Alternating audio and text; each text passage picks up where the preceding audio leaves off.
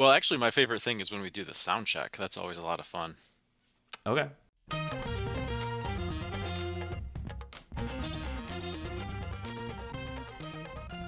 Welcome back to the D3 Datacast. Matt, we're excited about this one. You know, the Michigan air is turning a little crisp in the mornings and in the evenings, and we're not quite getting into season mode here, but for those of you who have been following the channel through the off season, you know, we've been doing a lot of card openings with our Division III basketball trading card series and a couple other little topics. And we have one more episode to finish up our over 500 card set on the Division III basketball trading cards, Matt. So there is that yet to come. But kind of with this episode, we're starting to kind of take a half step maybe into getting back into season mode, a little bit of a little season anticipation mode, maybe you would say. It's great to be back, Zach. It's September. It's the fall transition, as you said, with the new rules in place in Division III this year. Teams have started practice already, starting to get going a little bit sooner with some of their practice days. It's right around the corner. I'm excited for our cadence to begin for our regular episodes, just right around the corner here. So, Division III basketball fans, we got you covered in the coming weeks. Yeah, I love a good cadence. So that's what you can expect coming up here. Hey, if you've been joining us for a while, like what we're doing, be sure to click the subscribe button on YouTube. And if this is your first episode, check us out. If you like what you see and want to see more Division III basketball coverage from the D3 Datacast, click the subscribe button on YouTube. And also, Matt, we keep needing to mention we do have audio only versions available. We are distributing to Spotify, Apple, Google. Got the big boys going there. So yeah, whatever your favorite podcasting app is, check for us on there by searching D3 Datacast. Do it. So Matt, here we talked about, you know, we're kind of taking a half step into season mode here. So we're going to start with one of the really big questions that people often ask, or maybe it's a question that people haven't even thought to ask, and we'll go through some of the reasons why it's kind of a good question to ask here as it pertains to not only Division III basketball, but kind of Division III sports overall. And Matt, that's what is the deal with the Coast to Coast Conference? That sounds like a Jerry Seinfeld setup, Zach. What's the deal with the Coast to Coast Conference? Yeah, so the Coast to Coast Conference is one maybe you've heard of. I mean, the defending men's basketball champion Christopher Newport Captains reside in the Coast to Coast Conference, but um, if unless you followed their season or follow some of the other teams in the conference very closely, you may not really understand just how different of a conference the Coast to Coast Conference is. And like we said, it's a new there's the captains right there. It is a newer conference because it was formed in 2020 as a merger. Matt, next slide, please. Of the former Capital Athletic Conference and the American Collegiate Athletic Association.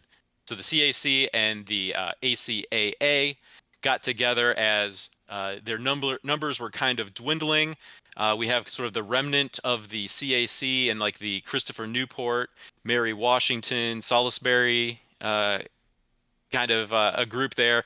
Um, so I think that people tend to think of the Coast to Coast as like the remnant of the old Capital Athletic Conference, but really it was formed as a merger between these two conferences. And the unique aspects of the Coast to Coast really come from the ACAA influence. Um, Now, Matt, we're in an era of college sports where conference names typically don't actually mean anything, right? The Big Ten can have, you know, 14, 16, 20, whatever number of teams. Now, Coast to Coast is true to their name. Going from the Atlantic coast all the way to the Pacific coast with UC Santa Cruz. Now, to be truly coast to coast, Matt, the closure of Finlandia means that they lost that northern Great Lakes Yeah. coast, and there is no Gulf Coast presence, so there is not the north to south coast to coast. But we'll give them full credit for at least being bi-coastal in terms of Atlantic and Pacific. And Mount Mary, a women's school, is proximate to the Lake Michigan coast. So we lost that Lake Superior coast, the north coast of the United States. Two to be determined if we want to count Lake Michigan. But yes, no Gulf Coast. Only really two of the main coasts represented here. That's why they're called the Coast to Coast Conference, though. Right, Matt. And if you click your mouse, I think we'll get a little more information here. Just again highlighting that the league was formed by the merger of those two conferences as Yeah. mentioned. And you mentioned Mount Mary, Matt. So currently the membership is 7 full members. 6 are coeducational institutions, with 1 being women only. So on the men's side, we're talking about 6 schools, and on the women's side, we're talking about 7. Yeah, and so that merger really retained the Capital Athletic Conference's automatic bid. The ACAA never really had an automatic bid. It sort of had this kind of coast to coasty feel where teams were kind of all over the place. Although to me, that was a little bit more. It seemed a little bit more random in nature. Maybe teams that were newer to Division Three. So some of the members were Finlandia, who had joined the Coast to Coast Conference, and then unfortunately had to close this past year. But like Valley Forge, Maine Presque Isle, Pine Manor, SUNY Canton, Alfred State, and then UC Santa Cruz didn't join the ACAA until its final season, right before it kind of merged into the Capital Athletic Conference. The Capital Athletic Conference was more of a true Division Three conference, regional in nature.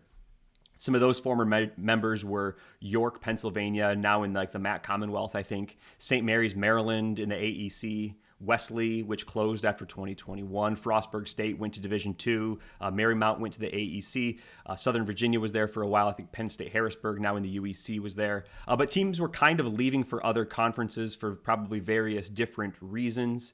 And suddenly you have kind of these core 3 teams left. I think it was Christopher Newport, Mary Washington, Salisbury, like you mentioned, and they're going to lose their automatic bid. And I think that's kind of where the conversations started about, hey, forming this larger conference to maintain that automatic bid. I think largely is what we see in Division Three. Some of that conference shuffling is there to get access to the Pool A automatic qualifying to championships and to retain those bids. So that's kind of what happened there when these 2 conferences merged. And I don't think ACAA really was on a direct path to getting that Pool A themselves. Right. So it was a little bit of a merger of convenience for both sides. And like you said, really, I mean, Yeah. really it was the ACAA merging into the Capital that Yes. retains the Pool A, and then they go through the rebrand for Yeah. the new conference here. So we mentioned there you look at the map here we have on the screen, and there's a little bit of regionality with kind of what's left of the Capital Athletic Conference schools, but outside of that, it's all over the place. And so we mentioned that there's some kind of different things that came into play from the ACAA side that the Coast to Coast has retained. And so really that comes down to, Matt, as we continue on here with our slides, that for regular season play, there is no set conference schedule. So in most cases, teams have their non-conference schedule, and then they get into conference play. And for a reasonably sized conference, you got your home game against this team and your road game against this team, and you got conference play and conference standings. That's not the case in the C2C. As far as scheduling goes, these schools are operating more like independents, where they have to create their whole schedule. Now, we have here on the screen the standings, even though there are no official regular season standings, because there's no official regular season conference play. I mean, this it was just gets probably automatically populated on d3hoops.com. So you can see conference only games, which are just games played between conference opponents that they schedule on their Yeah. own. So in some cases we do see them play. Like I think Christopher Newport, Mary Washington, and Salisbury do play kind of that traditional home and home like you would expect in Yeah. a regular season meeting, which makes sense because they're geographically proximate and they have that history as the former Capital Athletic Conference schools. So they do that, but that's just kind of probably to help their own scheduling, because as you get in and around the country, if everyone else is busy with playing conference games, that makes scheduling those other teams very difficult. Um, so kind of one of the interesting things though is, so Finlandia was associated with the Coast to Coast, as we mentioned before closing, but they never actually played any teams that are also in the Coast to Coast. So they ended their Coast to Coast tenure having never played another team within their conference. And in some cases, Pratt last year we see just played the 1, Santa Cruz played 3. So there's no requirement, or there's no conference schedule given to them by the conference office like you see in some other conferences.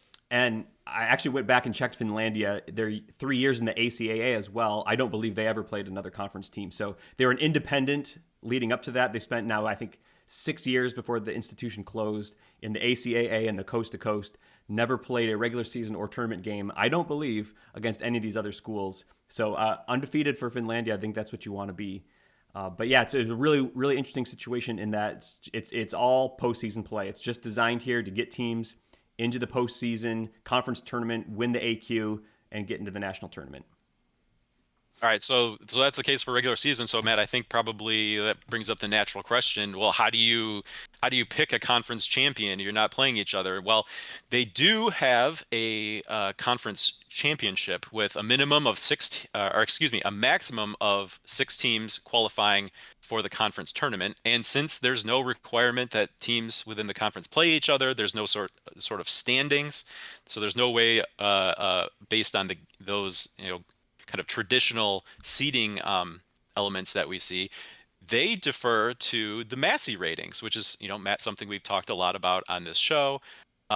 So based on how teams rank in terms of their Massey rank is how teams qualify and are seeded for the conference tournament. Now, the host is predetermined. They have a rotation for which schools are going to host a particular conference tournament in a particular year, and that team is guaranteed entry. So the final 5 spots then would be left up to how the teams stack up in terms of their Massey rating, and then seeded accordingly.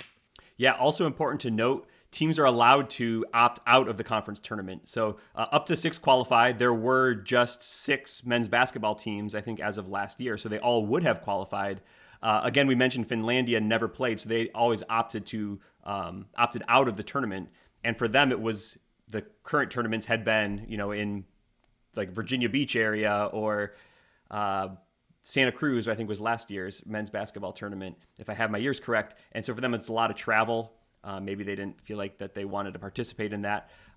The rotation sheet on the Coast to Coast website has been updated, but I believe as of last season, it did include Finlandia. So I think we maybe would have seen them participate in 2025, 26, or before then sometime. They would have probably participated, which I would have loved to see Finlandia play some Coast to Coast action, but we didn't see.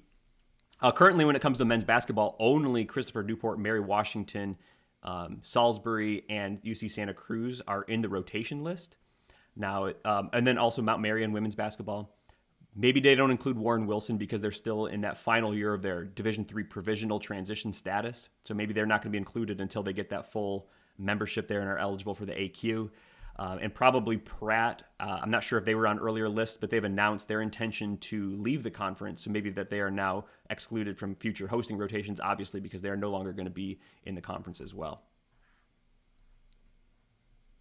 So you boil it down, and really the conference in terms of the competitive portion of the conference really comes down to nothing more than a conference tournament playing for Yeah. the AQ. Matt, we should mention we talked about Finlandia. So the Finlandia women did participate in Yes. last Yeah. year's basketball championship. I don't remember if they were seeded 4th or 5th. They played it. I believe it was a 4-5 game and defeated Yeah. Salisbury in the first round. So they did participate and even advance. So the Lady Lions showed well there in the final year of the program's history. Okay, but again, back to the kind of the question here, what's the deal with the C2C? It seems like it seems like they're really a bunch of independents who have figured out this loophole to maintain their own access to the pool A without having to worry about the access ratio, and if there's going to be a pool B bid in a given year and fighting for that. So the question comes, is this even really a conference, Matt? I mean, people people wonder about this, right? Because it doesn't look or act like, I think, kind of the way we feel like a conference should, or kind of the traditional idea of what a conference looks like, or how it behaves, or how it's scheduled, and all those kinds of things. But in defense, and I will admit, at times I've kind of felt that way. But in their defense, there are ways that they do act like a conference and contribute to the student athlete experience that are not as frequently recognized by the general fan. So those would be things like student athlete experience in terms of having player of the week awards. We always see conferences name like a player of the week or a freshman of the week or whatever. At the end of the season, all conference awards, right? And then we've also um, previously talked about conference championship experiences. So this isn't just like, necessarily taking a trip down the highway. This past season, we saw men's basketball head to Santa Cruz, right? So all those teams went out there, and that's a really different experience than what you kind of get in most conferences. So they still get that conference championship experience and then the access to the national tournament via Pool A. Um, so those are pretty front facing for fans, but even less so, Matt, would be representation Division III legislative affairs, right? So every year there's a Division III convention where proposals are brought to the table, discussed, voted on, and those aren't that doesn't happen on an institution by institution basis, right? So you see like a list of proposals, and oftentimes it would be either brought to the table by one of the committees, like maybe the management council or president's council, something like that, or by a conference. So when we talk about, well, these are more like independents kind of working together. Well, no, it is important to have a conference and conference affiliation because it gives them a seat at the table in these legislative affairs that are really important in shaping kind of the future of Division III. Yeah, I think that's an interesting point. I think that's an important point. Uh, it's also, usually there's something that ties a conference together, whether it's geography, whether it's institutional mission, or similar types of institutions. I don't know that what's important to Christopher Newport when it comes to athletics is the same thing that was important to Finlandia or important to Pratt or some of these other schools. I think there's maybe some disparity there. So I think you're right. I wouldn't put too much stock into the idea of like they're doing this for a Pool A bid, I think. And if you go to the FAQ site on their athletics webpage, there's a question: what is our goal? And the answer is to stabilize our membership and to retain automatic qualifiers to the NCAA championships to prepare our teams for NCAA postseason. They want the Pool A. They want to keep members high enough to get the Pool A. I think all this other stuff is important too, but I think that's what they want. I think it's also, this is all fair. They're following all of the conference rules. There's no rule against what they're doing. To quote Air Bud, there's no rule that says a dog can't play, right? So you can make a conference this way. That's fine. It's also fair for us to kind of make fun of it and say, like, Finlandia spent 3 years here and was 0-0 in the regular season and 0-0 in the postseason. Like, great conference camaraderie you have there. But yeah, I get it. The cool thing, I will give them credit. I think the kind of destination style conference tournament is probably cool for the athletes. If you're from Virginia and you get to go to Santa Cruz, California and play a tournament in that G League arena that's there, I think that's probably cool. That's a cool thing to do. That's a good experience. But like some of these other weekly awards, does that mean as much when you're not playing these other teams? So like a guy from Santa Cruz wins it one year. Like, do you care if you're from Mary Washington? Like, we never played against that guy. We didn't have a chance to shut him down. We didn't have a chance to get our own guy to score 20 in that game. So I don't know. I think there's some give and take here. I think I will probably choose to continue to kind of poke fun at it as a quote unquote fake conference, even though it's not a fake conference, because that's kind of a fun thing to do. Obviously they get to keep the Pool A, but I don't know. For me, it's a little bit of give and take. Yeah, I think I've decided I'm gonna just be neutral about it. Like, it's fine. I don't think it's a model that's should be replicated necessarily. But hey, if that's what they feel like they have to do or works, then that's fine. And whatever. I have other things to worry about. I'm not going to worry about the Coast to Coast Conference and whether it's a real conference or a sham or whatever. So, but Matt, we made reference to Finlandia has closed. Pratt has announced their intention to leave the conference. Warren Wilson is currently in the provisional process. So the question is begged to be asked, like, what does the future hold? Because as you mentioned with the ACAA, there's been a lot of kind of like coming and going, and even though the FAQ, the mission, is all about stabilizing membership, it doesn't seem like kind of the just pre C2C era to the current C2C era has really been marked by stability in any regard. In fact, it seems to have been marked by instability, and that's the reason we're even here in the first place. So the question is like, what does the future hold? With Pratt leaving, we're heading towards just 5 members competing in men's sports in 2024, and Yeah. that's even um, counting on Warren Wilson in the provisional pipeline. And that's a big deal because if the point is to maintain that Pool A automatic bid access, falling to 5 members in men's basketball is a big problem. Yeah, once you fall below the threshold, there's a 2-year waiting period, a grace period for keeping your automatic bid. If you have not fixed your membership numbers after that, then you lose the Pool A, and you have to follow the steps to get that back. So you'd have to get your numbers back up, have another 2-year waiting period to get your Pool A, and then you'd retain your access. So when you lose it, you don't just lose it for 1 year; you lose it for probably a minimum 2 years while you fix that. So I think they're on pace. Yeah, fall of 2024. If they do not add membership, that's where they'll be. And I think Zach, that's an issue in men's basketball, but I think in women's sports is an issue as well because as we know, 6 teams is the minimum to retain a automatic bid in a particular sport. I think your conference still needs to have 7 members at the conference level to count as a conference. So if they dip below just 6 full-time members, even in women's sports, I think that whole conference for all of their sports is at risk of entering that probation 2-year waiting period and then maybe losing the automatic qualifier. So they're probably going to have to do something here in the next year or two, or schools like Christopher Newport, Mary Washington, Salisbury, and the whole gang there is going to maybe lose Pool A tournament access.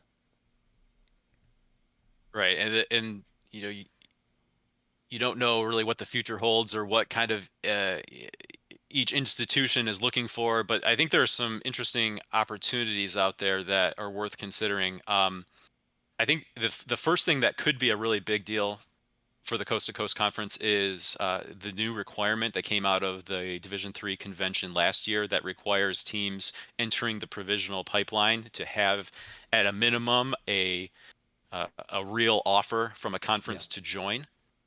So I don't think necessarily the Coast to Coast may be the first choice, but at the very least, the Coast to Coast can serve as like kind of a catch-all. If there's an institution that's looking to make a move to Division III, at the very least they can look at this as an alternative to something else, or teams that we've seen teams in the recent past kind of enter the process as independents, and so if would be inclined to do yeah, this, this would be a way to do that, kind of in the new era. Recently, it was announced by Regent University in Virginia Beach that they are looking to make a move to Division III. And they are one of those teams that would be proximate hmm to the remnant of the CAC, so to speak. So while kind of the coast to coast is marked by a lack of regionality, that would be kind of a step in the right direction in terms of having another member that would kind of help some of those others in that region for scheduling, and also get them, to boost their numbers. Now, Matt, there's also the situation going down in Texas, which some people have mentioned with yeah, the ASC. Uh, there's been a lot of movement. You've seen some of those ASC teams break away, either go Division II, like Texas Dallas has announced, Sul State has announced, or you're seeing some of them move to the SCAC. Really, it seems to be a football problem, right? These other football playing schools are trying to get away from the juggernauts in Mary Hardin Baylor, um, Howard Simmons, Hardin Simmons. uh, Hardin Simmons, Howard Payne, I think, right? Yeah, You got to get all the names right down there. But what's interesting here is, so down in the ASC, they really have a football problem, right? yeah, But the coast to coast could be a solution, and because they don't, uh, for all the other sports, it could be a solution for all the other sports at those institutions, because the C2C does not sponsor football, right? So they have a football problem. They can look for a football only solution and maybe have some sort of merger with the C2C for all other sports, and then you kind of have a situation like you have the East Coast Pod with Christopher Newport, Salisbury, Mary Washington, how they kind of can schedule together. Then you have maybe the Southwest Pod where the remnant of the ASC could kind of work together to fill out their schedule, and then Yeah. go on from there. So you who knows if that's being looked at, if the institutions involved would even have any interest in that sort of thing. But it's clear that there aren't any obvious solutions to a number of problems, whether it's on the ASC side or on the coast to coast, total membership side. So I think all options need to be on the table. Yeah, I'm sure that the ASC and the C2C have at least talked about it because, like you said, they're both in that membership crunch. I think ASC is going to be down to 5 members as soon as 2025. So again, that's obviously below the threshold. One of the challenges, though, is if they do some sort of merger, one conference would have to merge into the other, right, to retain a Pool A. They don't want to form a whole new conference and lose the Pool A and go through the waiting period together. But that means the conference that goes away, let's say they merge into the coast to coast, then the ASC Pool A goes away. And if there was ever sort of a Texas group that wanted to reform as kind of a regional entity, would have to then go through that 2-year waiting period themselves. And I don't know that that would be desirable if they could avoid it. So I'm sure both of these conferences would like to find solutions that don't, but maybe the coast to coast doesn't care. They would like to absorb the ASC. But I think the ASC might Right. like to look for a regional solution if one exists. I don't know if it exists before jumping into the coast to coast. But if you're one of those 5 Texas schools left without a conference, hey, maybe you are looking for some sort of Pool A access, and you would maybe look to do a coast to coast merger for a little while, and that would definitely help to stabilize both of them, and then give them two sort of hubs, like a Texas hub and sort of like a Virginia hub of teams. And you mentioned, the other option is, do you go kind of like the new provisional new Division III member route, collect all those would-be independents? I think that is an option and something they've maybe looked at doing in the past. Definitely, I think the ACAA was kind of, hey, new members kind of come in here. But a school like Regent is not going to be through that process in time to save the Pool A bid for coast to coast. So that might be a long-term option. That might be an option to get them more towards if they want to become more of a traditional regional conference. Like, hey, do we try to collect these Virginia, North Carolina adjacent type schools, Maryland, right, and make this kind of regional conference that maybe in the future we lose the kind of coast to coast mindset and become more of the old capital. A school like Regent would help, but they need a short-term solution. And I think the only really short-term solution, besides picking off members from other conferences, might be the ASC, as far as I see it. I don't know. Yeah, you're right. There is a need for a short-term solution, but there's also a need longer term to Yeah. not always be on this Yes. knife's Right. edge where, one institution leaving or moving on, making a different decision, closing, whatever happens, Yes. things happen. Not always being on that knife's edge where their Pool A bid is in danger of And being lost. and I think most schools, I don't think any school wants to be in this type of a conference, right? I don't think Mary Washington, Christopher Newport, Salisbury dreamed up like, wouldn't it be great if we could have a coast to coast conference? They formed this because the capital had essentially dissolved. I don't think UC Santa Cruz loves this, but they really don't have any other option in sort of the ish Bay Area of California. There's like the Northwest Conference is too far north, the SCIAC is too far south. So yeah, I don't think anyone really wants this. They don't want teams joining Division III, coming to their conference and then leaving for regional conferences and having to go through this every couple of years. So I would not be surprised if the future of the C2C is maybe a more regional focus, even if they have some like UC Santa Cruz type add-ons, or if they continue to become more and more regional until a school like UC Santa Cruz can no longer really afford to continue to be part of it, basically because maybe there is a conference schedule at some point, and maybe they have to travel to the East Coast way too often. So I would bet this whole conference is sort of a short-term-ish type of a thing, unless there's some sort of dueling, like, hey, Texas does join, ASC does join, and now we have kind of regional hubs within our conference where we can do this sort of mini regular season schedule as sort of independent institutions and try to make trips where we can get 2 or 3 games all at once, kind of a thing. I could see that being a long-term solution, but both sides of that have to agree to that to make it happen. Yeah, I can see what you're saying, but I don't know that I necessarily agree with the long-term view that it would have to head towards a more traditional scheduling model, given greater regionality. Even if let's say Regent does join, and maybe even another team at that point, I don't think that the conference would necessarily have to force a Yeah. traditional conference schedule. Um, even if it's to the point where they could, by not, you still kind of have the provision for UC Santa Cruz, and by being a little bit more regional in that kind of Virginia area, that eases the burden on the teams in that area to schedule during the more traditional Yeah. conference season schedule, instead of having to like front load your schedule a little bit more because teams are available. Teams in other more traditional conferences tend to not be available, January, February, because they're playing their own conference schedule. So I think that they could kind of keep the same arrangement, but gain a little bit of schedule balance if they do become a little bit more regional, Yeah, I get without having to go so far as saying, okay, now right. we're going to schedule conference play like a normal conference. I don't think they need to necessarily make that distinction. Yeah, I didn't mean to say they had to. I was just sort of wondering, if we do see a school like Regent add, if Warren Wilson decides to stay and decide they're close enough geographically, maybe one if there's another school or two, suddenly when it comes to changing, tweaking, adapting the bylaws, is there more desire from 5 or 6 of the institutions who are now outvoting UC Santa Cruz 6-1 or something like that, Right. to start being more like a traditional conference, then does that kind of move the ball down more toward a traditional model with a traditional schedule?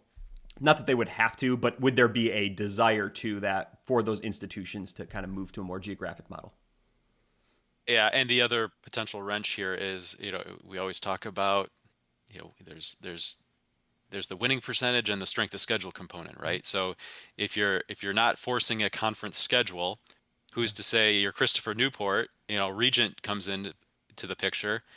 yeah, Let's be honest, I didn't know anything about Regent basketball, but I looked up Regent University and they were not very good, right? yeah, So let's just assume they come into Division 3 and at least at the very beginning are not very good. So that would not be a good SOS game for Christopher Newport. If the conference isn't forcing them into conference games, they might choose to say, we don't want to play you because that's not good for our SOS, right? So check that back would in be 5 years when you have a little bit right, more. right. So we can talk about how, these schools might play each other kind of during the traditional conference season because it's convenient for them. But there's also that side where, Yeah, it takes two to tango, right? And if someone's looking at a team that's struggling and says, you're going to be a drain on my SOS, I don't want to play you, there's nothing, forcing that game to happen. yeah, no, that's a good point. And I think a school like Christopher Newport men's basketball, now a conference is a lot bigger than Christopher Newport men's basketball, but they probably enjoy to some degree having control over their schedule and not having to play a team that they don't want to play twice. I'm sure that's a headache to schedule 25 games instead of having, you know, whatever it is, 15, 14 covered by the conference. But if you can get some of these regional games, you can find other teams that are generally in your area that might want another strong game, then you can get that SOS boost. And I think you're right about that. So there you go, Matt. That's the deal with the C2C. Yeah, it's kind of a weird thing. It's its own deal. Yeah, well, and like we pointed out, there's got to be some sort of movement one way or another. It's going to be interesting to watch over the next couple of years because, um, with membership dropping, something's going to happen. So it's just a matter of what it's going to be. Yep. All right, Matt. Well, we have a new supporter on the Patreon at the Great Job Team tier. Welcome, Pat Coleman. Thanks for your support on I've the heard of him. Patreon and Yeah. in all the other ways that Pat has supported us in the past. And also, thanks to all our other patrons who continue to be with us. We're so thankful for your support and looking forward to another great season. If you'd like to read more about how you can support what we're doing here, head to patreon.com/D3Datacast. There's also a QR code on the screen here, which will take you right there, and you can learn more about supporting us and what you can get as a result based on the good job team tier and the great job team tier that we have set up as options. And I think that's it, Matt. I enjoyed this episode. Looking forward to the 2023-24 basketball season, Zach. Looking forward to our episodes coming up. Until then, though, great job, team. Good job, team.